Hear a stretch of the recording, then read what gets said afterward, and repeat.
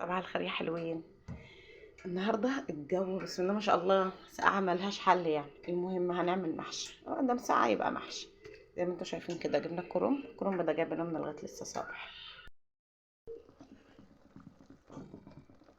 مش فاتحة الأول كده بنحب نرحب بحبيبتنا من الجزائر، الأستاذة هند.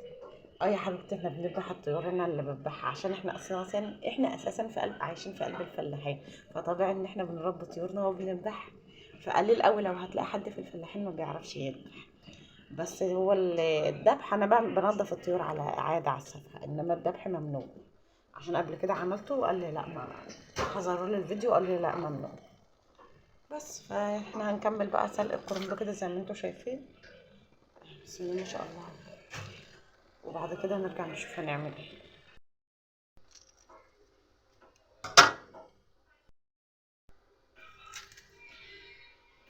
احنا بنقطعه كده. في ناس بتقطعه على رخامة او على بلانش او كده، بس انا ما بعرفش اقطعه الصراحة كده. هو ده الطريقة اللي احنا بنعملها كده، وبالنسبة لنا كده اسهل. فكل واحد بيعمل بالطريقة اللي بتريحه زي ما انتوا شايفين كده. في ناس بقى لما بتقطع بتمسك البتاع الورق وتقعد تعمل كده، يبقى جاهز على الحشو. لا احنا بنسيبه زي ما هو كده، وبتحشي منه وهو معمول زي ما هو ورقة كده، زي ما بتلفيه على قد المحشية السبعة اللي انت عايزاه وتقطعها. بس فكل واحد له طريقة.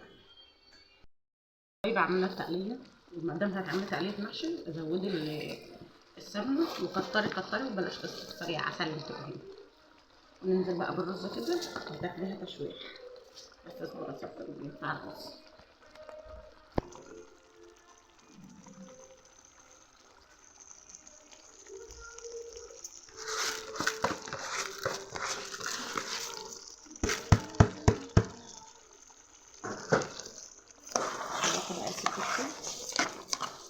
زي ما قلت لك المحشي بيحب السمنه، بيحب الكمون، بيحب التوابل، بيحب البصل كتير، بيحب الخضره كتير برضو.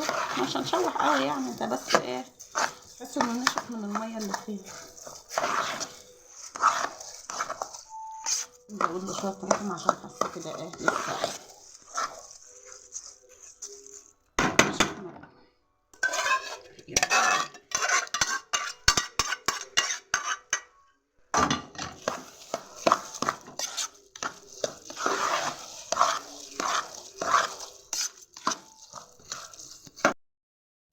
حسينا ان السمنه شويه، لان بحب المحشي كده سايح ونايف في بعض، فزودت له الحته دي.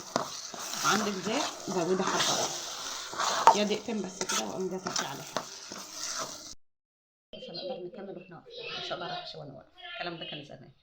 المهم حالا خرطنا قرنين شطه حرقين، لو ما بتحبيش الحراق بلاش. الخضره ما تتحطش على النار يعني، ما تجيش تشوحي الرز وتقولها قلب الخضره معاها، تسمر منك ومش هيبقى لها شكل وهتروح خايبت. فخليكي في الضبط احسن.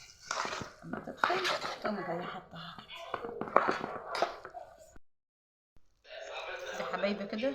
حشونا ايه صفة خضر، عشان انا ما بحطش حاجه في ارضيه الحل، ما بحبش احط حاجه الصراحه، مش عارفه ليه. فحشت صفة خضراء، وهنحشي بقى ايه الابيض. فعلى ما نخلص نفتح تاني نرجع تاني مع بعض ونشوف ايه خلصنا ولا لا. مش معقوله يعني هتقعدوا معايا لحد ما نخلص حله المحشي نلفه.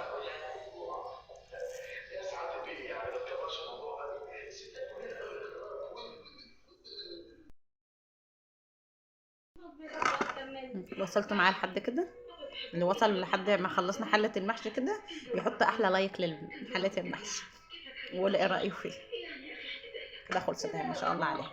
والرز اللي فاضل هنعينه، جبنا كرومبايه تاني او اي حاجه وكملناها برضه عشان بس حالا هي هنكتفي بالحله المحشي دي بس كفايه. هنشوف هنسوي معاها ايه عشان إيه نسويها وتبقى للغدا باذن الله. واحلى ودوسوا لايك وشير واشتراك في الصفحه حبايبي. كده حبايبي خلاص بقى علقنا على البط اهو. محشي يعني بط ده بالنسبه لي. لو حد تاني بيعتقد حاجه تانية برضو، كل واحد وطريقته في الاكل، بس بالنسبه لنا محشي يعني بط. لو حد وصل لهنا يقول لي بيعمل المحشي معاه ايه، بس انا بحبه مع البط الصراحه. المهم كده البطه نزلناها، هنسيبها شويه على ما تغلي ونشيل الرمه اللي هتطلع منها.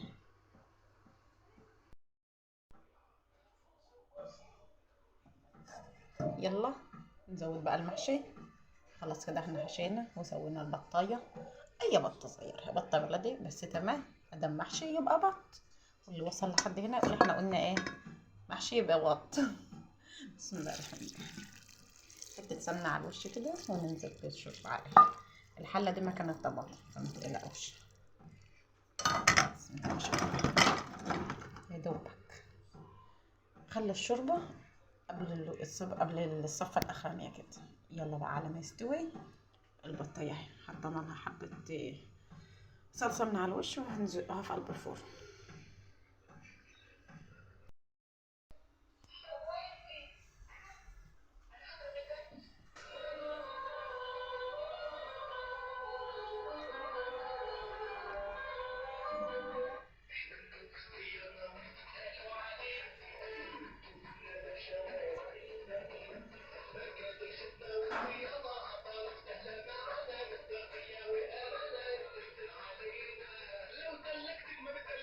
احلى لايك لاحلى بطايه وحبه محشي. والسلام.